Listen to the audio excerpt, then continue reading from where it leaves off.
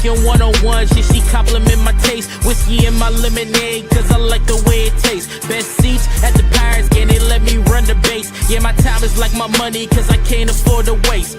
Wifey is a lawyer, take my date to my dates. Order steak by the plate, sending case after case. Run my race at my pace, clear the grass of the snakes. Episode 406 of Bucko Banter. Myself, Adam Shore, Jim Stam to my left, Scott Moore to my right on this beautiful, beautiful, beautiful Thursday evening.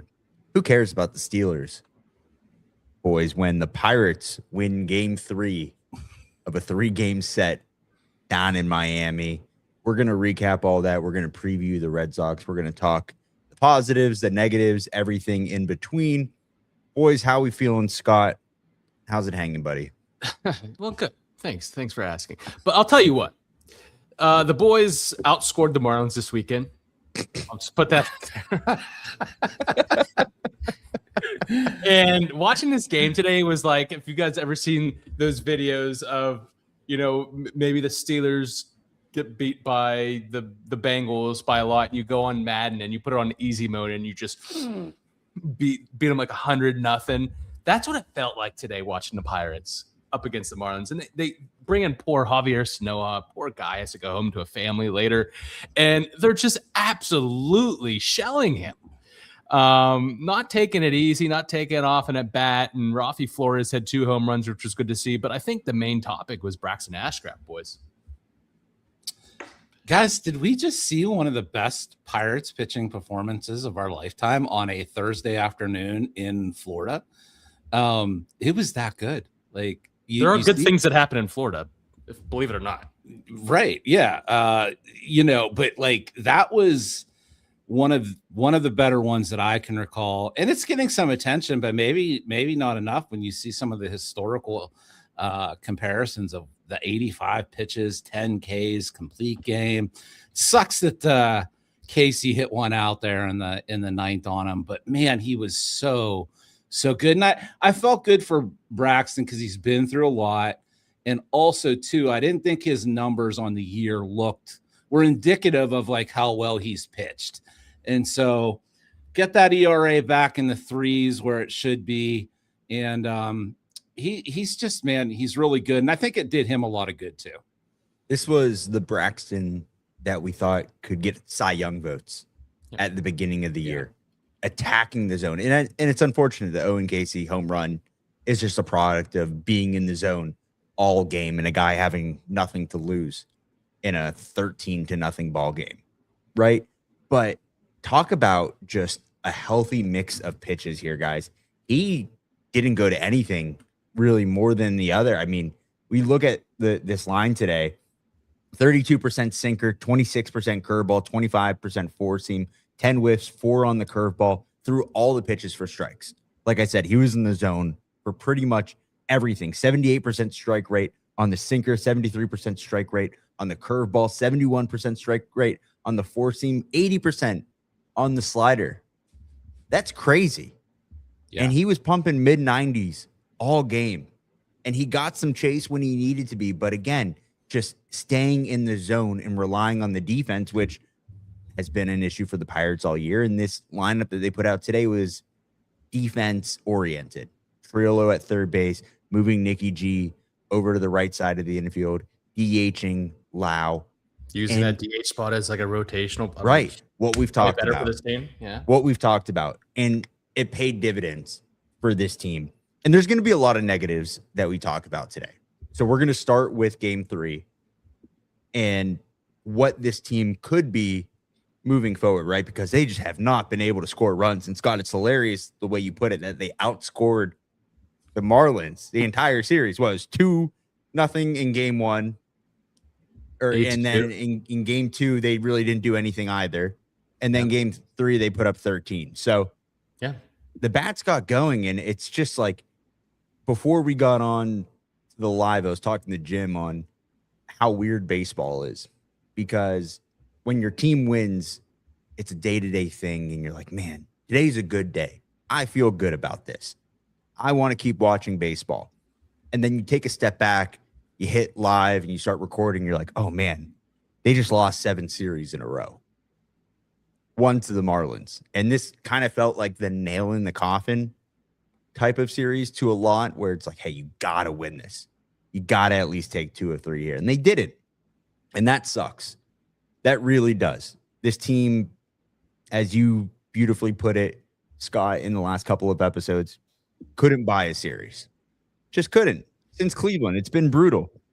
So you take the small victories where you can get them, but it just makes you think what this team could be if everything just came together. And it's kind of just what makes you keep tuning in, right? Well, I mean, I think we know the talent that this team has, and they just haven't. They've gone on a skid at a very wrong time, right? Injuries, and the offense too, like is slowed down quite a bit. I mean, guys like Jansen Junk in game 2, like that's a guy that they would normally hit, right? They did it today against Tyler Phillips, who's not much of a different type of arm, but they just haven't like jumped out on guys that they normally would. But I want to take it back a little bit first, and I know there's going to be some negatives here. We got to talk about the State of the Union, but Braxton Ashcraft, just to talk more about him. Greg Maddux today, boys. Like I was working and I had the game on silent, and I looked at the pitch count. I said, does that say 73 in the 8th inning? Yeah. Like that's incredible. I mean, not only was he only had 10 whiffs, but he had 10 Ks. He was working quick. He was getting quick outs, and he was also generating some whiff, boys. Like this was prime time Braxton Ashcraft, and this is why he's been, for me, the most fun Pirate to watch this year. Well, you and we mentioned like the defense today. It was a little bit defense first. They got some turns on some double plays that were big in that game too, and they were real smooth, real quick. And I just think that's been another problem, is like they hadn't been hitting well enough lately to do these defense first lineups. So like you're trying to get bats in, right? Like so.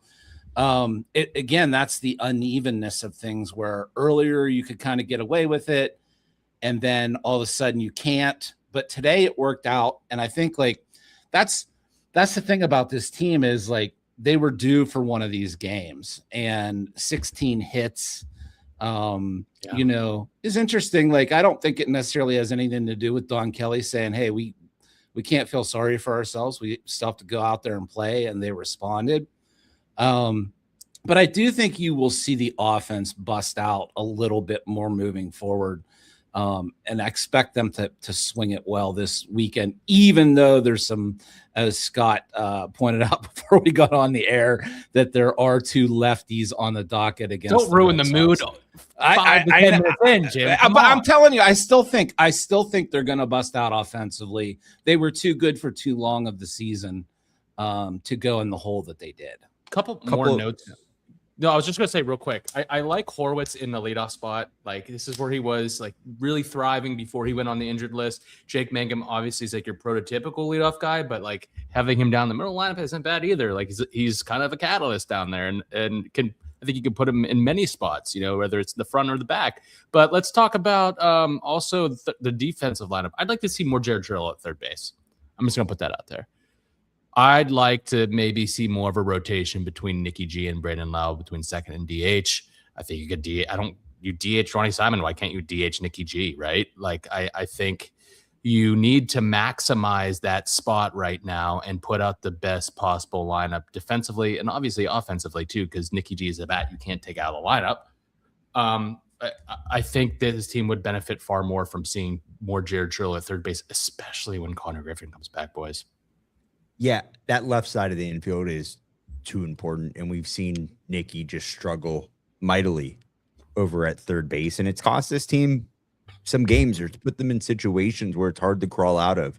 And one play, one hit, one error can change the course of a game. You might say, hey, it's a team game and everything needs to be clicking. That's true, but these guys are humans, and one little mistake like that can really dictate how things go. Couple of other things I want to point out before we move on. I thought this was a good bounce back series for Esmeralda Valdez. I thought his at-bats got a lot better, and he got robbed of a home run, and then we got the payback with the Jared Trillo wall scraper. Thank you, Jacob Marcy. That was Italian great. On Italian help right there. A brother helping a fella helping a fella. And then you talk about really needing 1 through 9 guys. hitters 7, 8, and 9 today went 8 for 13, 3 home runs, and 10 RBIs. Yeah. Again, 8 for 13, 3 home runs, 10 RBIs. Almost all of your run production came from the bottom of the lineup. So we talk about needing everybody in this stretch. You really need everybody to contribute because you're missing all these guys, especially Connor Griffin on the left side of the infield, which, by the way, is showing more than ever during this stretch how important he really is. But O'Neal Cruz has been on a rehab assignment. It looks like he's going to be coming back sooner rather than later. I'm sure they're going to give him a couple of more games down there. We don't know how that's going to look when he gets back to the show. Then you lose Endy Rodriguez. I think I want to spend at least a minute on this. Endy is down to the 10-day again. This is what, his second IL stint of the year, and then he's been held out a couple of times already for injury. This guy just can't stay healthy, man, and that's such a problem because we've seen what he can do with the bat, and I was even praising him the other day how you got to keep him in the lineup, put him at DH, put him at first base. This guy can hit, and you've really struggled to produce in that catcher position. I don't know if it's he's too small type of deal and he just can't progress through the major league season without getting so dinged up where it really affects him, because there were situations this week where he's on the bench and it's like, wow, I would really love for Endy Rodriguez to pinch hit here later in the game for Henry Davis, and he's just not available. And Jim, you know what they say the best ability is? I've heard that it's availability. You heard right, man. You heard right. Mm-hmm. You got the right First people sources. in your circle. I'll tell you that. I will say this, boys. I think the conversation about moving him from behind the dish will happen sooner than most of us expect, because this is a guy who's shown that he's capable with the bat, and you're going to want to get that bat in a major league lineup one way or another. And I think there's going to be serious conversations about maybe tossing the catcher's mitt soon. Yeah. Well, if you can't stay healthy, you're certainly not going to do it behind the dish. Exactly. So, and let's talk about catching in particular with this team, because we're having this conversation about Endy. I think I've seen enough from Rafael Flores as a catcher not to be thinking that that's really a great situation, other than maybe just like a backup. Henry's Henry, and we've got some catching in the minor league system, but none of it's super close, right? Are we okay at catching? Like, overall. I mean, I think that's a top priority in the offseason. I think they have to make a trade. That's where I'm headed. That's where I'm go headed. for a free agent. I think Jeffers is a free agent Yeah. this offseason. The free agent class, by the way, if there is baseball, fingers crossed, if there is baseball next year, they play a full season. Not a great free agent class, especially if you're looking at it. It hasn't been the for Pirates. 5 years in baseball. Teams are getting much better at not letting this happen with free agents. Well, catcher-wise, there are some guys out there, and I think, you look at the minor league system and what they've been able to develop or trade for, and Easton Carmichael, Derek Berg, they still have some hope with Flo behind the dish. It was really encouraging today to see how his defense has improved over the last couple of months and the hard work that he's put in, but we're still far from him being the guy. And then you look down the system, you got Edwin Perez, looks really good, but again, very, very far away. I don't know. I don't think you bet on that, and I think you trade from that in order to get somebody in now, or use that depth to keep building, because we've talked to people in the organization on how excited they were to have that depth and hopefully deal from it. They were able to save all of it pretty much this year, besides Omar Alfonso, who really wasn't playing that well in Double-A. That has to be a top priority. Well, they have guys. You haven't been able to produce. Well, they have guys that you're excited about in the system. Like, I think Easton Carmichael is a name that everyone should circle as like probably the most likely to be a number one catcher or a starting catcher in the league. You're not relying on that for next season, right? So, you know, shouldn't rely on it generally. Catching is a very thin prospect group, and always a thin group in general, even when you're looking at a draft, right? So I think you go out and get like a Ryan Jeffers. And I don't think that's going to be ultra expensive. He's a really good framer. He can hit, and someone that could probably DH too, because the bat is something that you want to keep in the lineup. And that's, offense comes far and few between with catchers. So when you get a guy that can hit offensively, that's why we love hit beyond the plate. That's why we love Endy.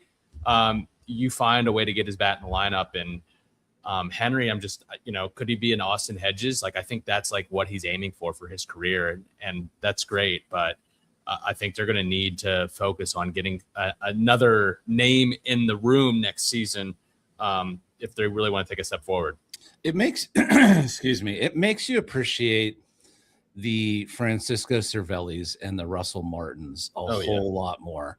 And I don't think it's coincidental that while they were here, they won more with those types of guys, because they can provide some offense and handle pitching staffs. So like, ideally, that's the kind of guy you're trying to look for, something like that. And it's just like, if we could just combine all three of them that we have, then you have something. And they're carrying three, up until Endy got hurt. So it's not an ideal situation. So that's why I wanted to bring it up. Let's talk about the negatives real quick, because there's plenty of them in game 1 and game 2. First, the base running mistakes, guys, have been super costly in the past couple of months, either trying to stretch singles into doubles, not knowing the situations. We talk about winning in the margins and having to do everything correctly, just not doing that. And that's cost them. And some of them you could look at and say, well, this really wouldn't have made a difference in this game. But it's just adding up over a course of time where you see the patterns of why they have not been able to win series that they should win. And it's not because they are the lesser team. It's because they're beating themselves and they're not playing clean baseball. Another really good example that was brought up in the postgame by Donnie himself, Carmen Majinski, not covering first in that situation, just not getting over to the bag when Spencer makes a fantastic play. You should be there 10 out of 10 times. If you're a pitcher, Scott, you could jump in here. That ball's hit to the right side of the infield. You were on your horse. You're on your horse over to first base, no matter what. And to not have the muscle memory or just the reflex to automatically do that just shows that you're not 100% in it right now. And on top of that, you don't go 3 innings. So that aside, it's just the mental mistakes that are holding this team back on top of the offensive slump, right? The starting pitching not going where you want it to go for the most part. That just puts you deeper into the hole. You got Bubba in backup third recently. Yep. Ronnie Simons trying to stretch a single into a double when they're down 2-0. And I think it was the 7th or 8th inning when it was going to turn the top of the lineup over. It's like Jake Mangum throwing to the wrong base. It's like, that's the thing too. It's not just one guy. It's a lot of this. And, I don't know how or why that happens or how you fix it and how teams are generally better at this. And yet the Pirates always seem to struggle in these across managers and across GMs. It's always seems to be a thing. And I don't know, because you would think for the most part, these guys know how to play baseball, but the stuff just piles up on them and it's super frustrating to watch. I feel like going back to Shore's point and yours too, Jim, because you mentioned Bubba failing to back up a base. Like even in college or summer ball in high school, like I feel like PFPs were such a big part of our practice as pitchers. And I just, every time I threw a pitch and there was contact, the first thought in my head was, where do I need to be? Not like, gave up a double, sulking on the mound. Like I feel like there's a little bit of that with a Majinski, just knowing his personality and the issues they've had there with him. But yeah, that's not something you want to see at the pro level. And you got like, that needs to be addressed right away. You got to clean up and you got to play good fundamental baseball to win at this level. I think that just speaks for itself, right? you mentioned like, how do you let this happen? I think some of them, like the Majinski stuff, not backing up bases, is maybe feeling a little bit sorry for yourself in the situation, Scott. But the other stuff is maybe just putting too much pressure on yourself to be the guy, to try and stretch a single Make something happen into a double, make something happen in this stretch, which I can appreciate aggressiveness and guys going all out and getting dirty and trying to make something happen in the right situations.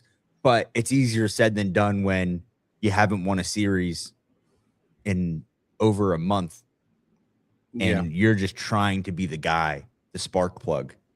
And Mangum's been that spark plug in certain situations. Like, hell, today he was the guy that got the triple. First run comes in on the Tyler Phillips balk, which, by the way, that declaring that you're not going from the stretch or you're going from the windup has been quite the issue in the past couple of weeks for pitchers not being able to. You guys know about this right now? No, go. I don't. If you're, and correct me if I'm wrong, Scott, if there's a guy on third base and you don't go from the if you go from the windup, you have to declare that you're going from the windup or the hybrid position. And if you don't declare that to the umpire, it is a balk. Yep. And that's why Jake Mangum scored today. That was And it happened with Chris Sale the other day. And he freaked out and then he got rung up the day after for yelling at the umpire. But yeah, you have to declare it now, like an eligible receiver. Yeah, tackle eligible. We got right. Yeah. Okay. Got to go out there and you got to go. I'm ready. I did not. I did not know that was what the issue was. Yeah. So But going back to it, Mangum was that guy that was a spark plug in that situation. Then it all goes from there. So sometimes it does work, but you got to pick and choose your situations. Yeah. And here's the thing too, like you see this a lot, and especially when the Pirates have dropped 7 straight series. So I get people are frustrated, but you see this a ton on social media, guys. And it's they don't care. I would submit it's the exact opposite, is that like you just said, Adam, which is that they care so much they're trying to do things outside of what they should normally do, and then it compounds and you make mistakes out of that. So I don't think it's that they don't care. I think they're programmed a certain way to not get too up and too down about anything that happens on a baseball field, because that's how you have to survive in this game mentally. I think that headspace, but I think it's the exact opposite. I think it's pressing. I think it's a lot of guys at the plate trying to do too much, being over anxious in counts, swinging at things they normally wouldn't. And that's where some of the struggles stem from, is guys are trying to do too much. Yeah. Would you agree with that? I mean, like that's, I would say the people online who say these guys don't care, they're not trying, or they're being lazy, are just keyboard warriors.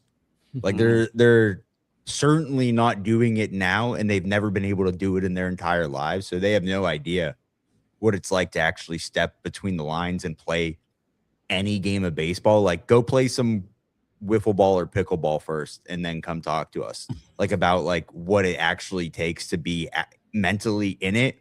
So that I can push to the side. But yeah, I think trying to do too much is definitely an issue. Yeah. Yeah, I mean, I think you could make an argument in a sense, like that is an issue for Henry Davis. Like, we can break down his swing and the holes there, but like we know how serious Henry Davis takes his work, and it almost feels like he's trying to do too much, and he gets in his own way. But guys, I want to talk about Will Howard touchdown pass. Let's go. Sorry. Baby, we're back. We're in the middle of a show right now. You can't be stumbling on yourself for a Will Howard touchdown. Well, I know. Season. Listen, I know if someone else threw touchdown pass, you wouldn't have mentioned a thing. And I'm absolutely not. I'm right behind you on that one, brother. Let's go. Anyways, I want to talk about Drew Aller. Hey, we don't mention that name on here. No, that's not a real person. Just like Babe Ruth isn't a real person. Let's go to Paul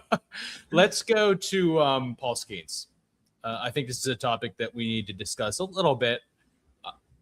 let's just, call it out. He hasn't been Paul Skeens. I mean, I don't think that's something we've talked about recently over the past month or so. But 65 pitches, boys. Yeah. They took him out after. I think that's the surprising part to me. And the average fastball via was the lowest it's ever been. What's your worry meter at right now? Because we haven't heard anything about him being hurt.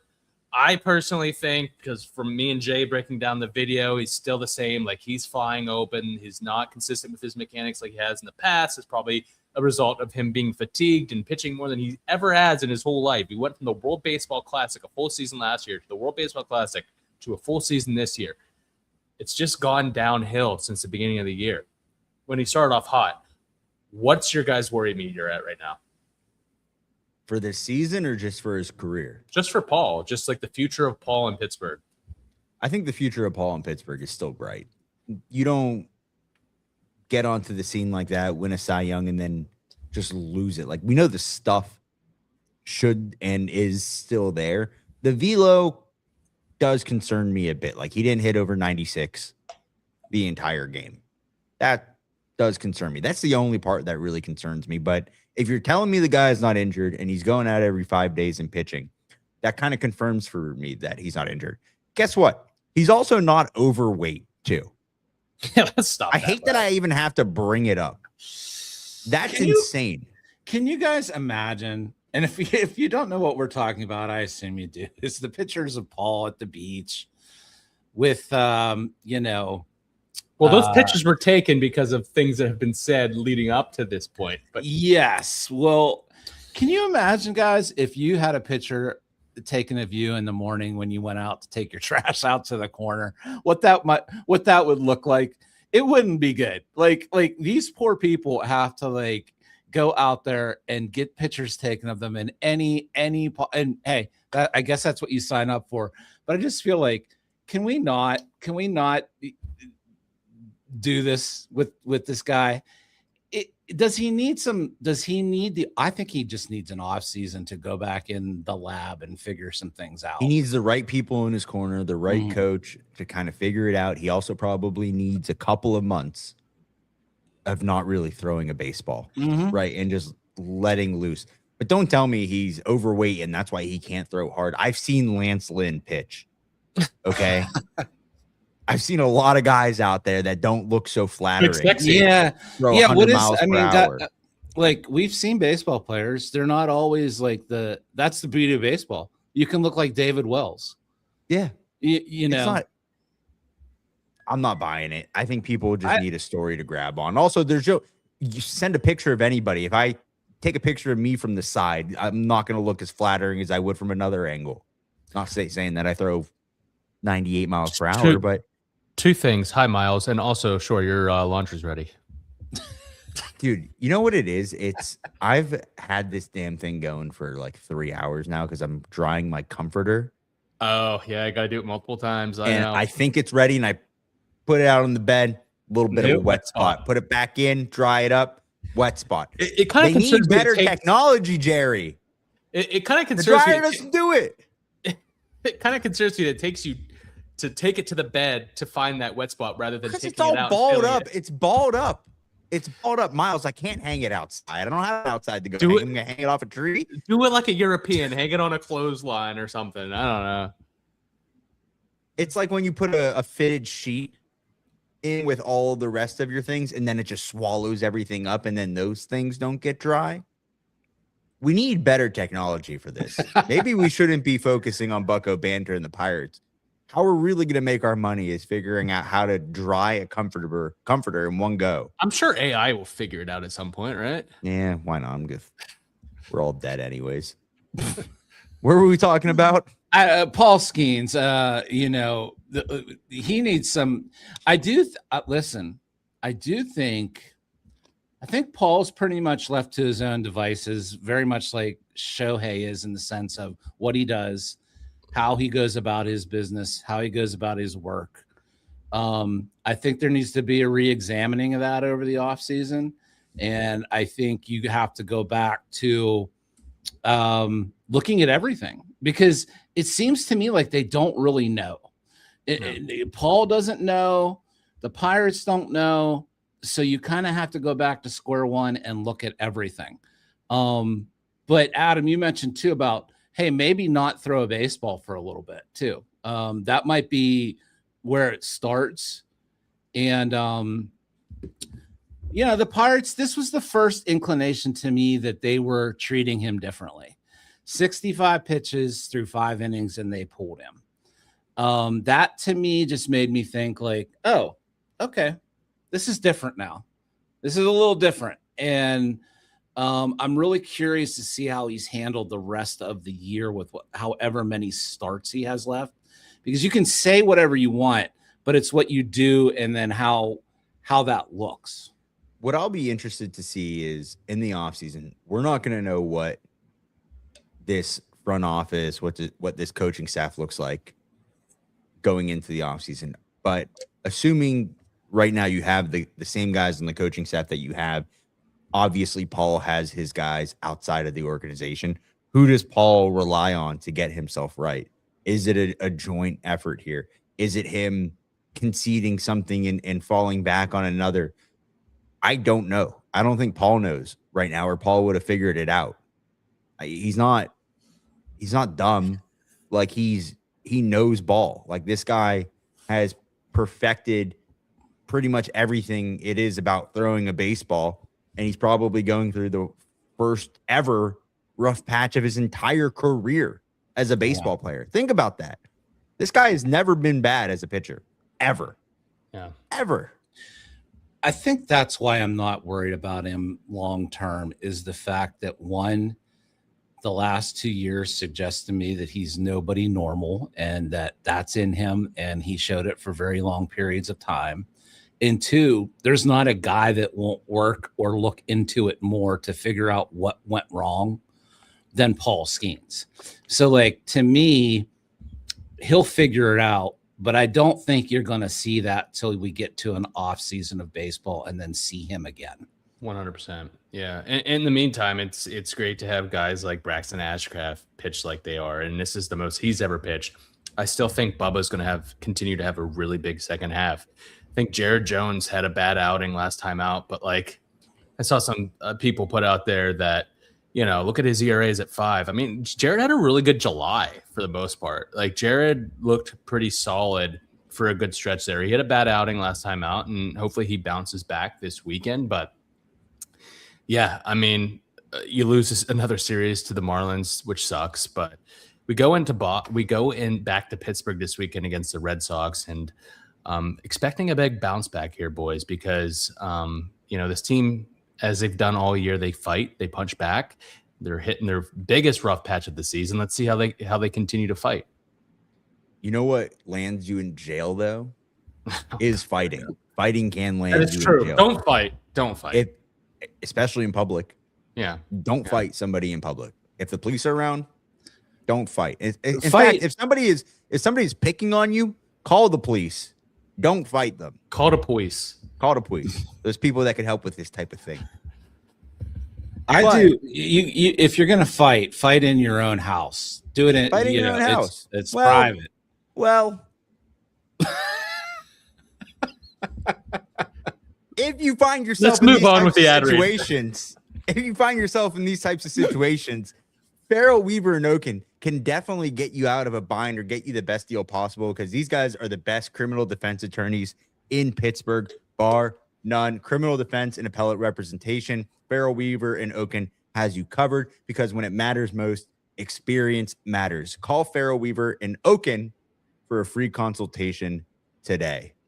Stay out of trouble. But if you find yourself in a bind, call Farrell, Weaver, and Oken. Yeah. Well said. Guys, let's let me throw this question out to you. The Pirates are back home this weekend. I think I just saw where this team was built to win at PNC Park a little bit more than it is. Why is this team 500 at PNC Park this year? Like that to me is like one of the bigger kind of mysteries of this year. I see someone raising their hand. I think left hand. sure. Left hand. Yeah, it's my left hand. that I'm Okay. raising specifically. Okay. That's the problem, man. It's a combination of really throughout the entire season not being able to hit those lefties, and then just the unfortunate reality of how this team was built, and it just not playing over a course of period of time, right? Like the offense has been able to carry them for the most part, but not being able to go deep into games, regardless if you're on the road or at home, or not being able to play defense behind a good starter. The bullpen not playing well for the first half of the year. I think all that just comes into play when you're looking at it. I think from an offensive perspective, yeah, absolutely built for home, but just the combination of everything not going or clicking together, it was a recipe for disaster. And I'm glad the bullpen is at least figured out for the most part right now. I'll just go back to what I've been saying for the first couple months of the season. I think they waited too long to make moves. I just think they played really conservative baseball in the first half of the season, and they just tried to get by. And they were hoping that, like they said last year, like we've got internal options that are going to make improvements. Well, that didn't happen, and it doesn't always happen. It can happen, but like in a season that you're really going for it, with Marcell Ozuna on the roster for that long, I know you gave him $12 million, and that's unprecedented for the Pirates. They don't want to just give up that sunk cost too early. But like him, Dennis Santana, like they left so many games on the board, guys. They left so many games on the board. And like I said, these rough stretches that they're facing now, they might not be considered close to out of it at this point if they didn't leave so many games on the board. So I don't know. It's interesting to me simply because last year this team won 71 games and they were 44-37 at home. Like, they just, for whatever reason, and I do think I agree with you, it's been a combination of things. But, when you added Lau and O'Hearn to the lineup, I really just, they've been underwhelming at home in a lot of regards. I think most of the moves that they've made in the offseason, minus Ozuna and the trade deadline, have been really good. And it shows what bringing in from other organizations can do, because if you're solely relying on internal development for a majority of your roster, it's just, you're never going to be successful. You're just not. It can't happen because of how hard the game of baseball is and how many of these guys either fizzle out in AAA or just simply do not make it. That's why you have a farm system of so many players. It just isn't in the cards for a majority. So to heavily rely on internal development to be the answer at the major league level simply does not work. You have to use that to bring in others that have proven that they could do it at another level. Yeah, they relied on it too heavily, which shouldn't surprise you that that's kind of how it happened is. And they got, I think Scott, you mentioned it too. Like, I think they were you talked about not acting quick enough. I think they truly thought it will come together at some point where our offense is good enough and the pitching won't be this bad all year. And they just thought it would, and it did not. I just feel like that's been their motto for the whole 7 years of this, regime, is that the internal options are going to improve, things are going to come together. And I just think it's dangerous to live by that. I think you got to be aggressive. Now, on a scale of AJ Preller on one end to Ben Cherington on the other, I think you could be somewhere in the middle, especially as a small market team. But I mean, go look at the Brewers. I mean, that's I reference them a lot, but that's due to really good drafting and developing.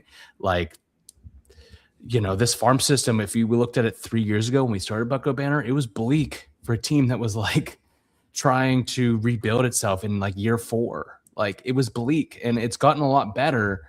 But like, why did it take so long? And what can we do to make those corrections going forward, where we can be a Milwaukee, we can be a Tampa, where we're churning out talent constantly, and we're revamping or flipping over the 40-man roster every year, making moves to make room on that 40-man roster, because we have just an abundance of talent. Like, there's no reason the Pirates can't be that. We can't be the Houston Astros, Mike Elias, tear it all the way down and be horrible type of franchise. It just doesn't work for a team like the Pirates. They got to be more creative in how they're building this organization from bottom to top. Yeah. I think too, like they get very caught up in like certain things about, well, it's time to compete, or we have to win on the margins. And like, they become like this like for a short time, this focus, Mhm. and then you don't hear about it after that. When is the last time you've heard about winning on the margins? Yeah. And how much did you hear about that before? It's like, I think you really do have to like maintain some organizational consistency with things you focus on. And they don't do a good enough job of that when you look back at some of the things that they've talked about, and then it kind of like comes and goes. You don't hear about it anymore. Before we go on to the Red Sox, I want to shout out Sports Card Junction, the best hobby shop in all the land. I pulled some cards the other day, an older pack from there. Got this beautiful Josh Harrison autograph card. Dang. Look at that. Nice. I'm giving this to Scott because he deserves it. All right. This is Scott's card. He doesn't, but go ahead. I mean, doesn't, be real. but- I don't, but yeah. You don't, but you know what? We got to keep you in the loop, buddy. So keep chugging along there. Sports Card Junction, baseball, basketball, football, soccer, hockey, Pokemon, whatever your heart desires. Sports Card Junction has you covered. 9011 Perry Highway or sportscardjunction.com. If you want memorabilia and cards aren't your type, you can go to Total Sports Enterprises, tseshop.com for Pirates, Steelers, Penguins, much, much more. tseshop.com. Scotty Moe, the Red Sox enter the series 65-56. Talk about one of the biggest turnarounds in all of baseball. They're third in the AL East still after winning an absurd amount of games in a row because they've hit a little bit of a skid as of late. Yeah. They're 5-5 in their last 10. But let's start off on Friday. You got Bubba Chandler versus left-handed pitcher Jake Bennett. Scott, left-handed pitcher Jake Bennett. What can we expect? Yeah, Jake Bennett was a guy they acquired from the Nationals in a minor league trade for prospect Luis Perales. I was kind of surprised by that trade, but he's worked out pretty well for them. 7-5 with a 3.17 ERA in 13 games started so far. 76 and 2/3 innings pitched, 55 Ks and a 104 WHIP. Comes at you with a four-seam. Guess where that sits? 92-93. Change, sinker, sweeper, cutter, curve. He has a 6-pitch mix, succeeds through deception, command, movement, and weak contact. His low 3/4 arm slot creates tough deception, especially against left-handers. So that's something I'm definitely worried about with this lineup. They haven't succeeded with guys like that. He produces elite extension with his 6'6" frame, which allows the fastball to play up. So it probably is more 94, 95. And the change is his most effective secondary. It neutralizes right-handed hitters. Saturday, you got Jarrett Jones versus right-handed pitcher, veteran Sonny Gray. This year, he's 14-3 with a 2.79 ERA in 22 games, 125 and 2/3 innings pitched, 110 Ks with a 1.15 WHIP. Versus Pittsburgh in his career, 16 appearances, 7-6 with a 3.61 ERA with 95 Ks. The Arsenal, you guys are all used to it. You've seen him a billion times. Sinker, sweeper, cutter, four-seam, curve, change, deep arsenal. Manipulates velocity, movement, and shape throughout an at-bat. Sweeper is his biggest swing and miss weapon, going to try and get hitters to think about the sinker, then exploit them with the sweeper and the curveball, which brings us to Skeens Day on Sunday.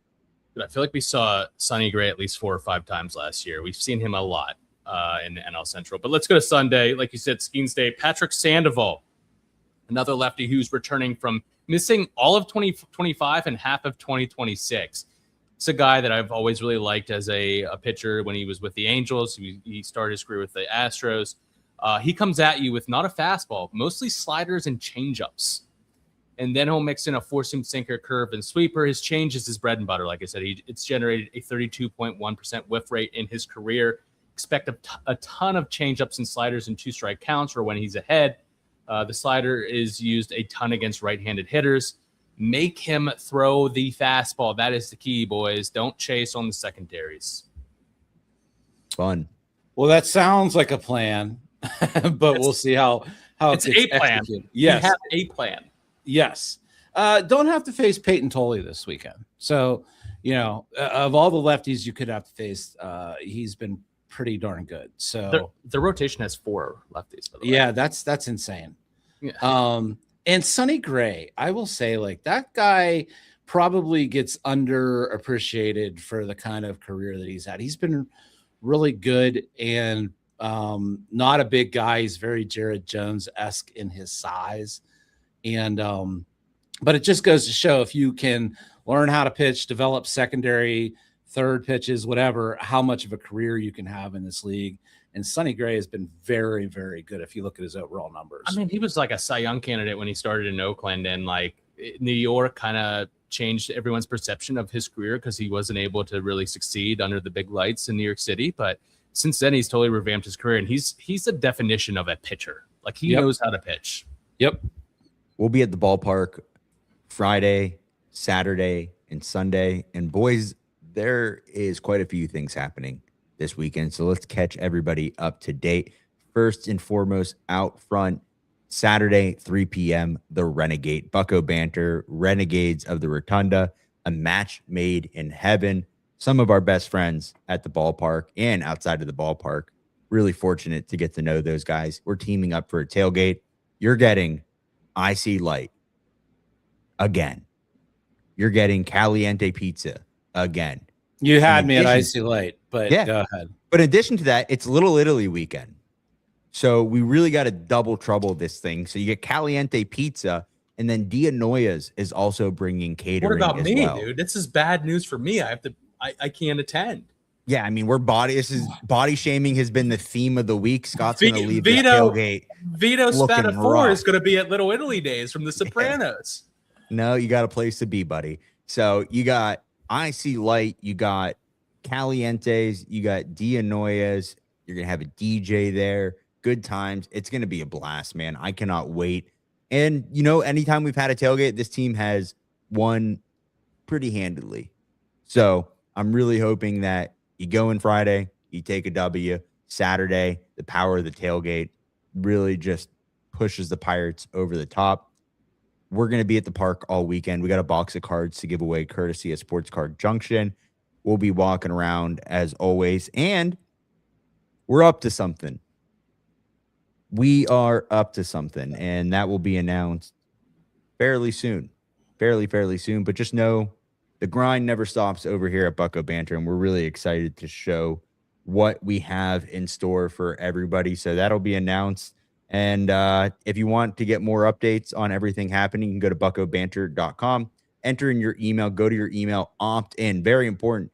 You enter your email, you hit send, go to your email, click on that email, opt in, and then you'll get Scott's pitching breakdowns, all the videos and more happening in the Bucco Banter world right to your inbox. Make sure you like, subscribe, leave a comment, tell a friend, all that fun stuff. Buy some Bucco Banter merch.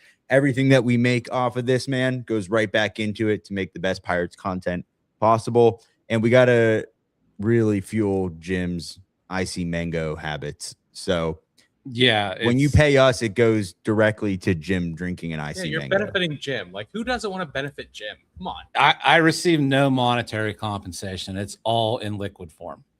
Jim, have you seen anything with your name being Jim and then the recent Jimothy stuff in Seattle taking off? Like, has anybody called you Jimothy? Or do you know about the situation going on in Seattle? I do. I like Jimothy, by the way. I like Jimothy too. That's your full name. That's your birthday. That's your government. Yeah, it's on my driver's license. Let's put it that way. No, I like Jimothy. It's endearing.